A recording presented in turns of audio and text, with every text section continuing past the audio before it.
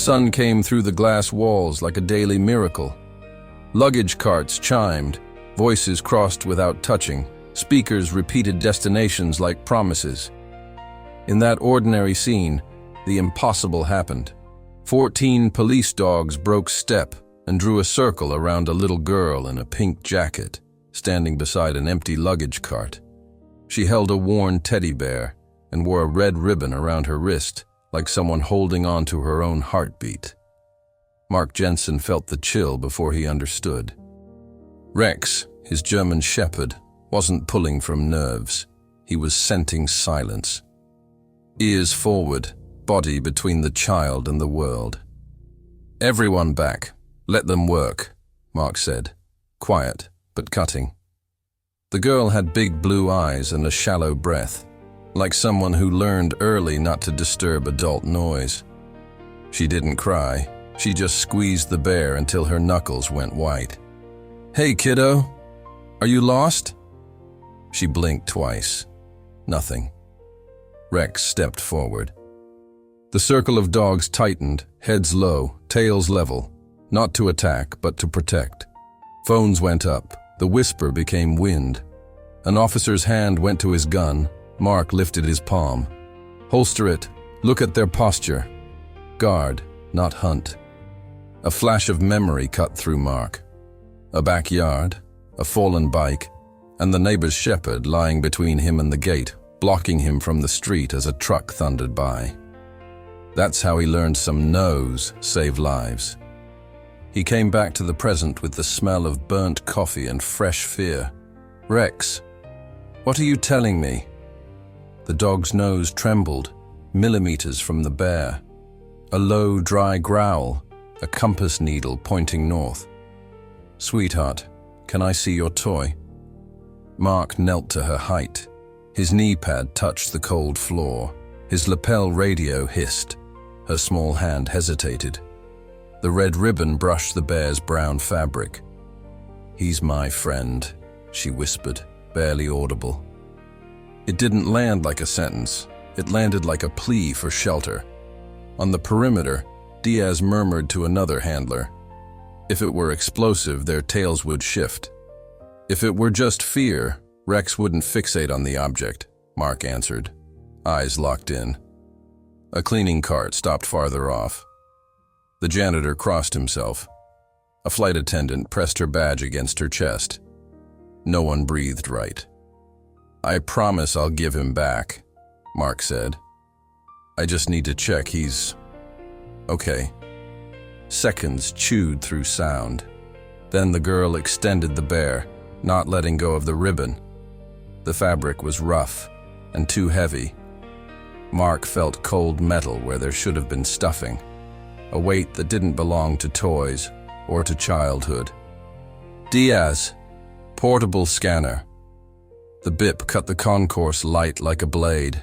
Beep, beep, beep. High, insistent. Rex stepped back half a pace, hackles up. The other dogs adjusted the circle. Passengers pulled away like water sucked by a tide. Flash. Emily, the mother, elsewhere in the airport. Wet hands at the restroom sink, a lock that won't click, the feeling of being watched. "I'll be 1 minute, Lily." A minute that turns into a maze. When she returns, the stall is empty. A stranger's hands offer help. Too late. Back at gate 12, Mark held the bear with both hands. His radio crackled. "Jensen, VIP in 30 minutes. Clear the area." "Negative. Area stays frozen," Mark said. Flat. No permission asked of protocol. "Push people back 50, no, 100 meters." "Ma'am, please step back," an officer told a mother clutching a baby. She backed away, crying without sound. Still on his knees, Mark spoke to the girl as if the world were just the two of them. "You're safe. Rex is really good at finding bad secrets. Sometimes bad things hide inside cute things. It's not your fault." Her eyes trembled. Not with guilt, but with the fatigue of carrying silence. Rex veered off the bear and scented the girl's jacket, then the air above her left shoulder, as if following an invisible thread. It wasn't just the object. The scent was on her too. Residue? Chemical? Diaz asked. Not standard, Mark bit back. Flash. Lily in the back seat before the flight, softly singing about stars while she wraps a red ribbon around her wrist. Her father's voice in memory. When you're scared, squeeze the ribbon and think of a light. A match struck in the dark. The head of security stepped forward, holster shining. If it's a bomb, we pull the child now. Rex locked eyes on him and growled. Not a threat, a reminder of hierarchy. Here, the nose reads the air first. Mark breathed slow. His voice came out like water on hot stone. No one touches her without my say. Rex, with me. The dog agreed in a silence only partners understand. The scanner chirped again, sharper. Something inside the bear refused to be ignored. From across the concourse, a scream tore through. Lily! The word ran like a spark on gasoline. A woman with loose hair and a wrecked face tried to break the line.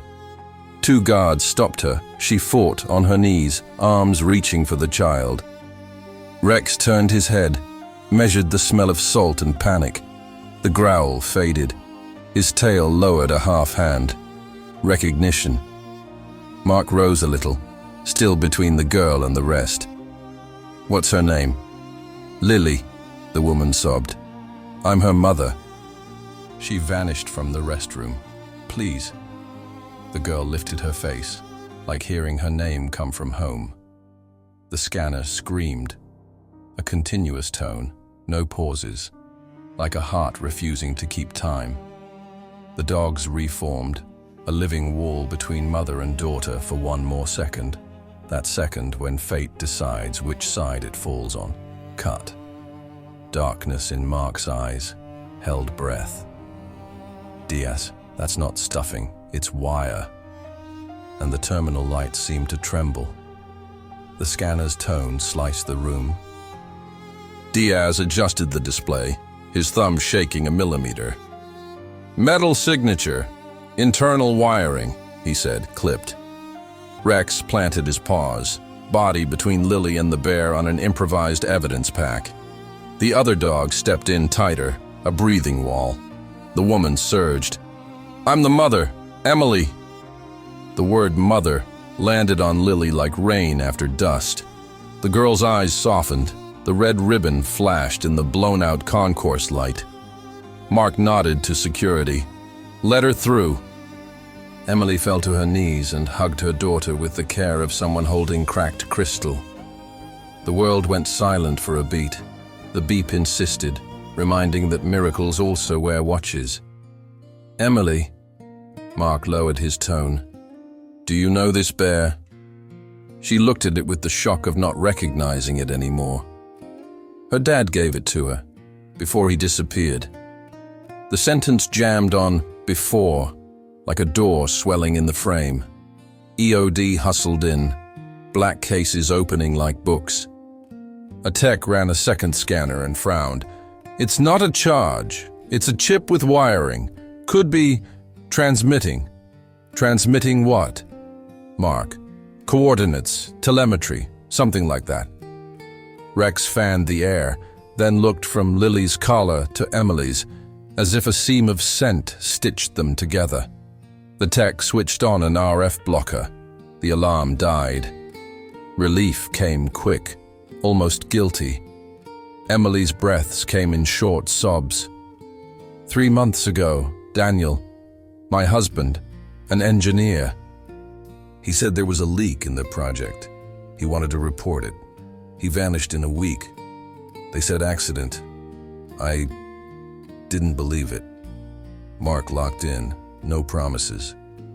Has anyone followed you? Cars parked on my street. Silent calls. Today, in the restroom, the lock wouldn't catch. I realized too late. When I came back, she was gone. A man in the concourse offered to fix the bear. I thought it was kind. The last word bit her back. Kind. Radio flared. Jensen, possible suspect vehicle outside. Van with obscured plates. Rex turned toward the glass wall, hackles a field of grass in wind. One sharp bark. The other dog's ears snapped the same way. Lock gates. Reposition units, Mark ordered. EOD. Isolate the bear. Total RF block. A tech opened a seam in the bear and revealed a nest of hair-thin wires around a coin-size module. Military-grade chip, off-market. It's been talking to someone, periodically. Emily gathered Lily into her lap. The girl pressed her forehead to Rex. The dog let go of half his tension, like signing a pact. Flash. Emily in a hospital hallway. Daniel laughing without sound. Baby Lily gripping his finger. Whenever you're scared, wear something red. It's our way home. The ribbon now burned with memory. An internal alarm blinked once. Not panic. A reminder. Time is short. Diaz pointed at a thermal image. No detonation heat, but there's residual pulse. If they shut it off from their end, they already know we killed the signal. Mark called tactical. If they were watching, now they're coming. Routes? Mark asked. Traffic control pulled up a map.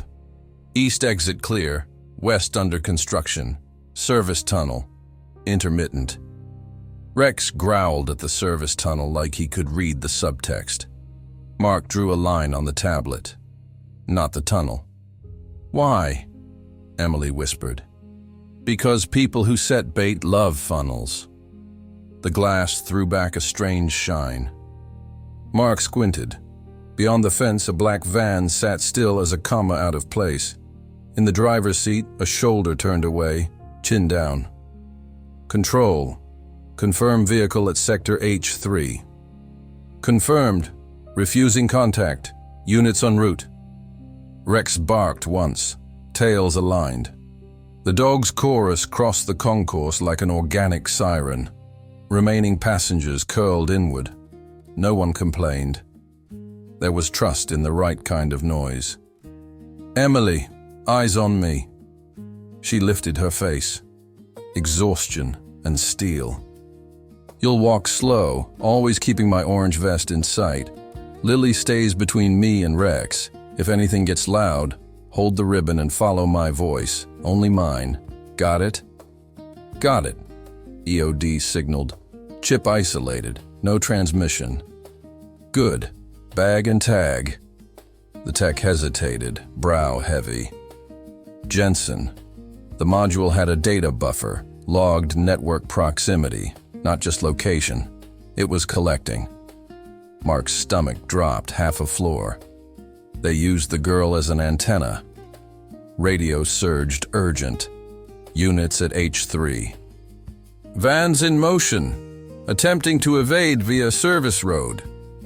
Close the net. No blind pursuit. Spike strip at Delta Gate. Inside, Mark started the short march toward the secure exit. 3 steps, 2, 1. The hallway breathed with them. Lily stumbled. Rex leaned his shoulder into her, a 4-legged handrail. Then Rex froze, nose pointed at a corner behind a steel bench. A maintenance bag, too ordinary for this moment. His bark dropped in pitch, a sound like ground cracking. "EOD!" Diaz shouted. The tech was already moving. Silence, strung tight. Scanner on the bag. Positive for residue, the tech said, eyes locked. Could be decoy. Could be real. The world shrank to the size of a zipper. Mark turned half toward Emily and Lily, half toward the bag. 2 choices, 1 clock. Plan B, he said through his teeth. Route Alpha canceled. Mezzanine now. He touched Rex's collar. The dog understood before the touch. The K9 circle moved like one creature, opening a lane for mother and child. Outside, the radio cracked. Contact on the van. Attempted breach. Blocking. Inside, the tech inhaled hard. "Jensen, this bag, it's not just residue." Rex looked up at Mark. There was no fear in his eyes, only urgency. And before the tech could finish, the terminal lights flickered twice, like eyes trying to warn. The air thickened with the scent of ozone. Rex moved first, as if hearing something no one else could. Mark felt the floor shiver an instant before the tech shouted, 20 seconds to cut power in that sector. 20 seconds is a world when luck is upside down. Emily wrapped Lily tight. Rex wedged himself between them and the risk, a wall of fur and muscle. The detector's tone stretched into a single line. Mark didn't think. He ordered evacuation via the mezzanine and pulled the group with an open hand, the other on his radio, ears pounding with the alarm. The shockwave came first as breath, then as a hard crack. Glass blew out in glittering rain, no fireball, just a calculated warning to spread panic without ash. The railing bit Mark's ribs. Emily made a shield of her own body. Rex lay over both, steady. For a second, the whole airport fit inside that gesture. When the dust settled, EOD confirmed a controlled detonation and no casualties. Relief lasted one blink. Outside, the black van shot east, 2 occupants resisting contact. Rex's chest swelled. His breath found the rhythm of pursuit before the sirens did. Mark clipped the carabiner to the leash, looked at his partner. The answer came as a short tail wag. "We go." The wet lot smelled like gasoline and trouble. On the radio, Diaz warned something metallic had been tossed from the van. A burst of sparks ate asphalt under a cruiser, a jerry-rigged EMP, temporary blindness. Mark cut to the service lane, a corridor of containers and fuel mist. The van's engine was an animal up ahead, the Echo a ghost that kept moving. Then, silence. Not of engine, of echo. Rex turned left and growled. That way. The van sat with its door open. Mark parked sideways, weapon low, attention high. Rex went first, scented, fixed on a spot behind a container.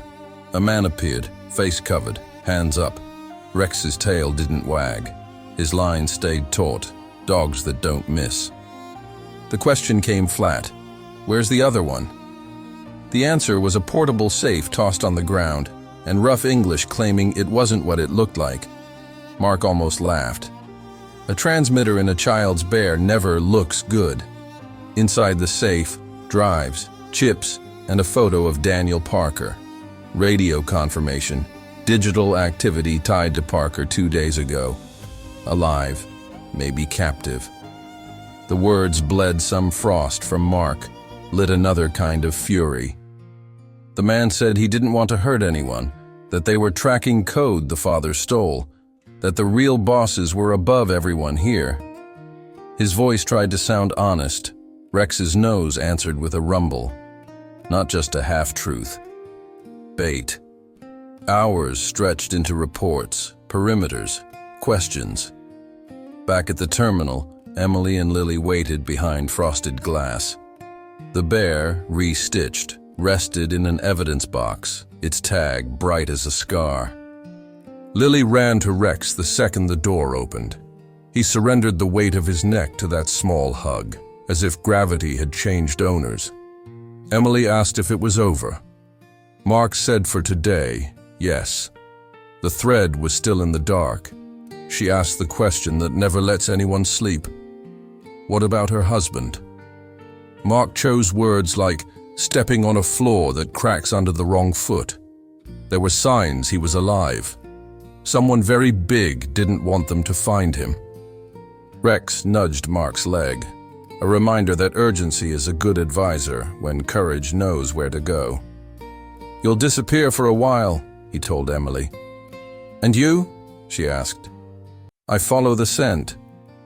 Outside, a shaft of sun drew 2 long shadows, man and dog in the same rhythm. Lily lifted the bear to her face and whispered he still protected them. Mark said it was their turn to protect the bear too. The wind carried the smell of glass and fright away. Inside, almost invisible marks remained from a morning that almost wasn't, and the quiet understanding that some stories don't end when the siren fades. They just change tempo, waiting for the next clue, the next thread, the next door that finally gives. The terminal no longer smelled of smoke, but the air still had a metallic aftertaste. News ran on the screens. Reporters crowded outside. The airport breathed in sync with those who had lived the impossible. Mark watched from a distance, vest damp, head pounding. Rex lay beside him, eyes half closed, still tracking every step, every sound. Behind the glass, Emily and Lily dozed in improvised chairs. The girl still held the bear, clean and whole now, like nothing had happened. Mark approached quietly. He stood a moment, feeling the weight of the silence after the storm, the kind that's chased him since his first day in uniform, when everything returns to normal, but never the same. His phone buzzed. Diaz. Forensics finished decoding the chip. Mark stepped into an empty hallway. And? Not just a tracker, dual transmitter. One channel sent coordinates, the other pushed encrypted military systems data. Daniel Parker's name is in half the packets. Mark closed his eyes. He didn't run, Diaz. He was trying to warn someone. And got silenced. A beat of dead air. Diaz's voice came back, lower. One more thing. An attached note. If anything happens to me, follow Protocol LR. We can't crack what it means. Mark stood still. LR. Lily Rose Parker. It couldn't be a coincidence. He looked at the room again. The girl slept on her mother's chest. The red ribbon still circled her wrist, fabric worn thin. Rex lifted his head, scented the air, and came to him. Mark knelt. You felt it too, didn't you? Rex pressed his nose into Mark's hand. A yes no one else could hear. Rain began. Fine, rinsing the lot. Mark was heading to his car when a black sedan with dark windows rolled too slowly down the service road. He pretended not to notice, but the mirror's reflection showed eyes watching. He flicked Rex's leash. The dog stiffened, tracking the car until it vanished around a curve. They're still here, he murmured. Next morning, Mark filed the report. Commendations for control, for the K9's heroism, for protocol. But when he said the name Daniel Parker, the room chilled. That's another jurisdiction, the commander said. There's evidence of internal espionage. Case closed, Jensen. Excellent work. Take a few days. It sounded like a sentence. Outside, distant sirens echoed in the wind. Rex waited for an order that didn't come. Mark tucked the report into his glove box beside a team photo. 3 nights later, a text hit his personal phone. Unknown number, no signature. Protocol LR starts at the abandoned hangar, Sector 14. Trust no one. Cold traced his spine. Rex's ears pricked. Looks like we've got another lead, partner. A soft bark. Agreement. He glanced at a photo of Emily and Lily in his wallet. He knew if he kept going, he'd cross a border where the rules had different owners. But ever since Gate 12, the choice had already been made. He started the engine. Dashboard lights reflected in Rex's eyes. We're going to find this man. Rain thickened, drumming like a countdown. The road opened. The 14th sector sat on the edge of an old military airfield shut down a decade ago. Rusted fencing still held flaking signs. No entry, restricted. The hangar hunched like a broken tooth, roof bowed under years. Mark parked far off, cut the engine, let rain fill the quiet. Rex scented the air. No movement, just wind and water. "Stay close," Mark said. Inside, oil, wet metal. In the center, a dusty table, a closed laptop, and an envelope with the initials that wouldn't leave his head. LR. He opened it. A flash drive and a photo. Daniel Parker, alive, unshaven, holding a board of numbers like a hostage record. A shadow of a foreign flag behind him. On the back, in pen, "If you're seeing this, they came for my daughter. Follow the scent. The rest is in the file." He plugged the drive in. Video. Daniel. Tired, but steady. "The project I stole wasn't a weapon. It was a shield. Communication without tracking. Impossible to intercept. They wanted to sell it. I hid the code in fragments, encrypted inside my daughter's Bear transmitter. She was the only safe link. Now that they know, there's one way to stop this. Get the data to Unit 9, beneath the Helios lab. Trust only those who still believe in instinct. If you're Mark Jensen, follow the dogs." Rain sounded louder. Mark stood absorbing each word, feeling the weight of a war no longer police work but subterranean. Rex growled, deep. Headlights bled through the gate. A car rolled in, slow. Instinct screamed. They'd been followed. Mark closed the laptop, pocketed the drive, signaled silence. Rex leveled, ears flat, eyes locked on the entrance. Light flooded the space. A door opened. Footsteps echoed. "Police! Identify yourself!" No answer. The hard click of a gun. Rex's growl vibrated the concrete. "Don't shoot! Jensen! K9 unit!" A silhouette stepped into the beam. Dark coat, hood up. "You finally found the protocol," the man said, voice too calm. "But you shouldn't have come alone." Mark knew the accent before the face. The voice from the video. Daniel Parker stood there, alive. Or close enough. "Daniel?" He pulled down the hood. Same face as the photo, eyes glazed, urgency and despair welded together. "They're coming for you now. What's in your pocket is worth more than anyone knows." Engines, far off. Red-white lights cutting the night. 3 vehicles on approach. Daniel stepped forward. "No time. Give me the drive." Rex's body went rigid. Instinct said no. "If you're telling the truth, it doesn't end like this," Mark said. "Then choose fast, Jensen. Rain erases tracks, not destinies." Rex shifted, eyes flicking between headlights and men. The engines grew louder. The drive burned cold against Mark's chest. 3:17 a.m. Whatever choice he made would tilt the world. Daniel's whisper before the storm. "Give me the code, or they kill your girl." Rex leapt. The dog hit like lightning. Daniel dropped before thought caught up. A shot cracked a heartbeat later, pinging off iron and dying in the rain. Rex pinned him, teeth close enough to teach respect. Mark scooped the pistol and kicked it aside. Car doors thumped.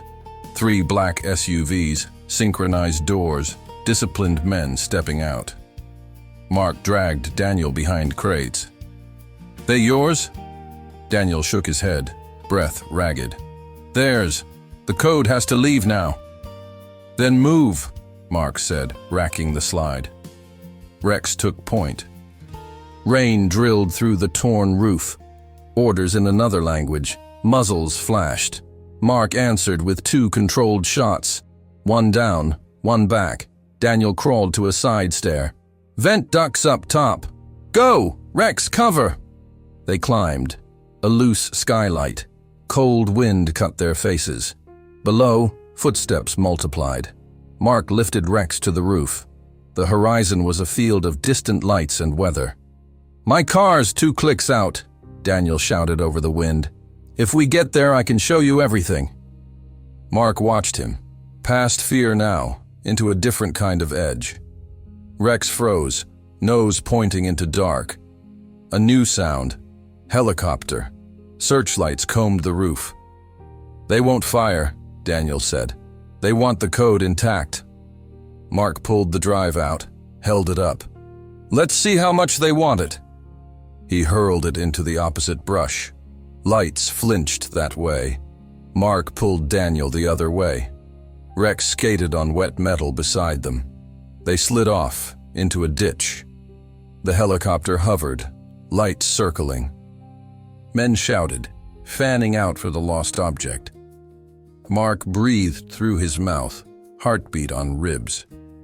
"You threw away the only thing that could save us," Daniel said. Mark pointed at Rex, eyes fixed on the darkness. "He'll get it." The dog vanished into trees.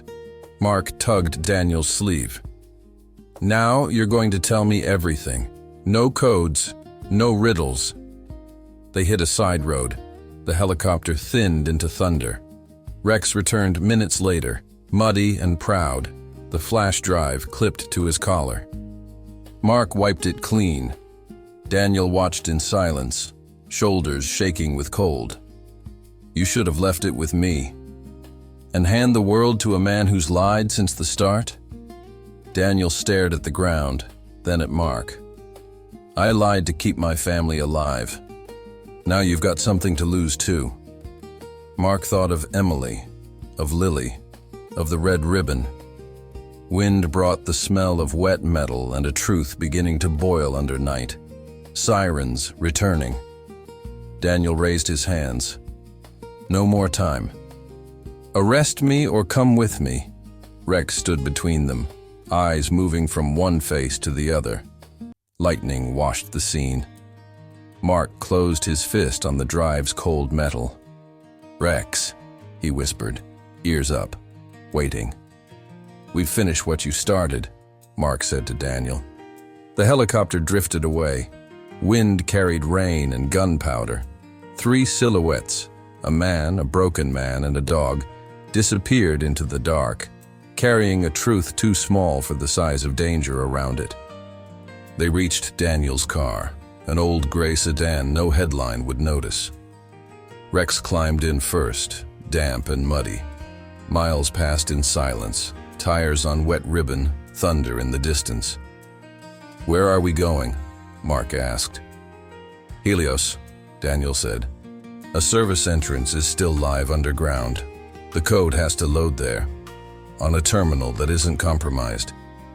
And if I don't deliver this drive?" "They win," Daniel said.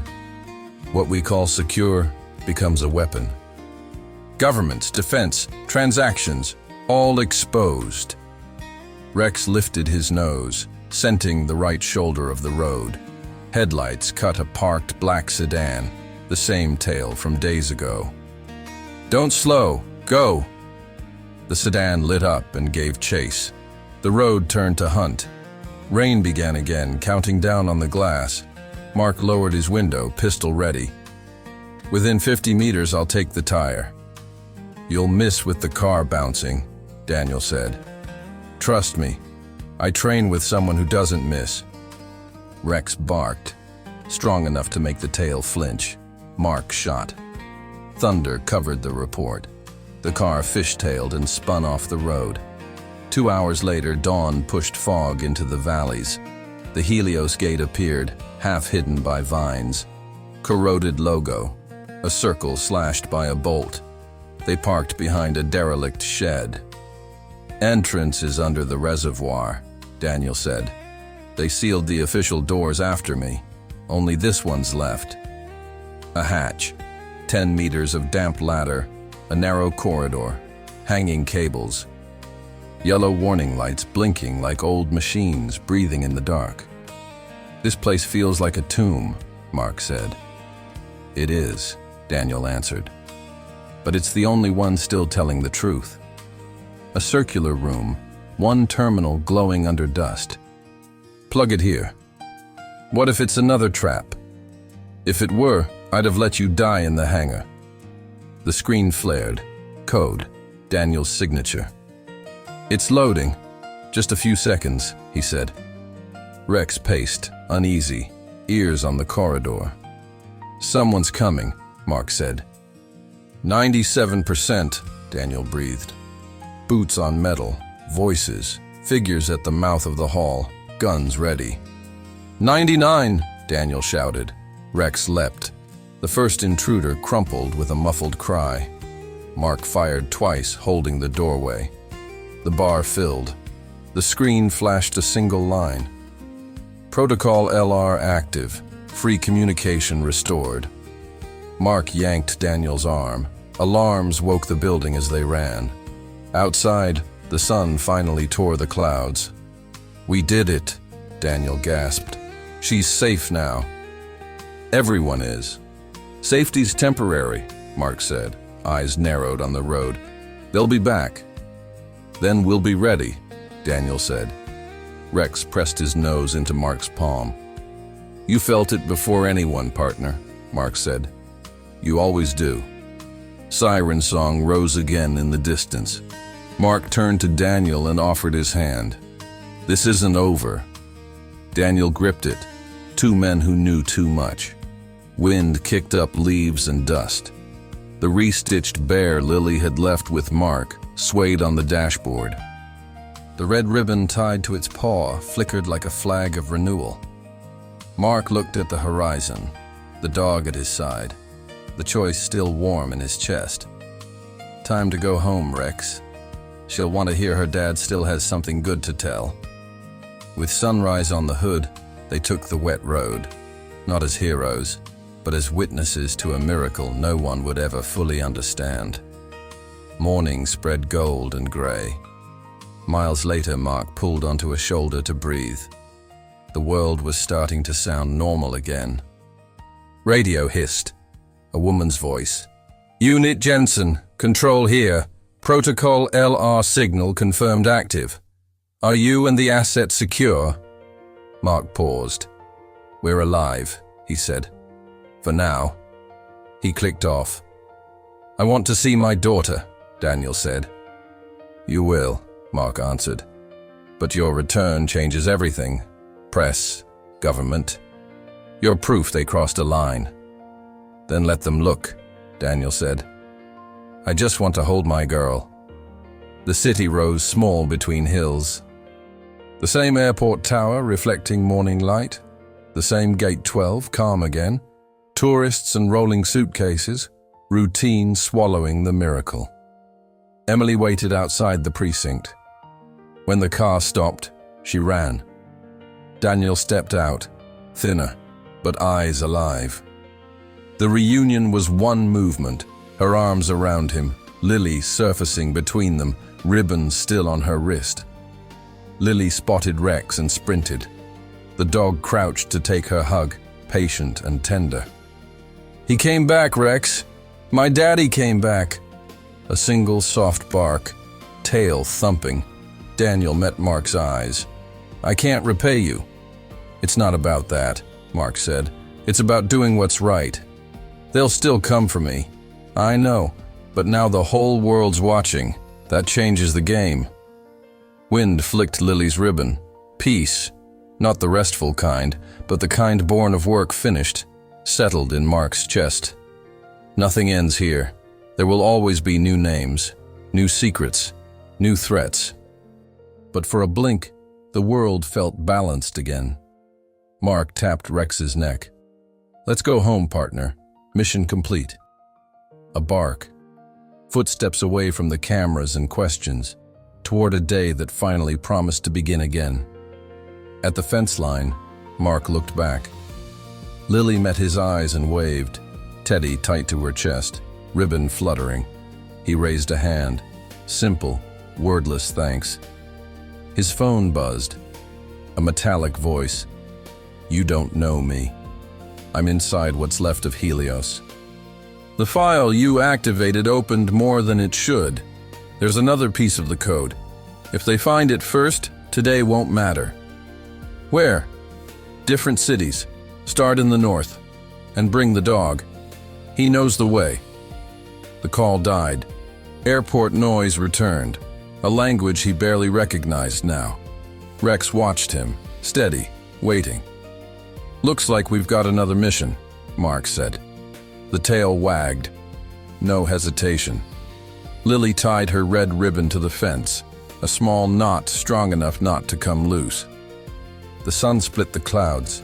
The world breathed lighter. "Let's find what's left of that code," Mark told Rex. "And if we have to, start all over again." They drove. The ribbon fluttered alone, signaling the danger had passed. But destiny was still calling. Night roads. A cabin without a name. Inside, dust, rust, and an old radio. Rex growled at it like he could hear what Mark could not. Static, then a torn voice. "Destination, protocol, follow the scent." The signal died. Headlights swept the woods, men with guns. The cabin burned.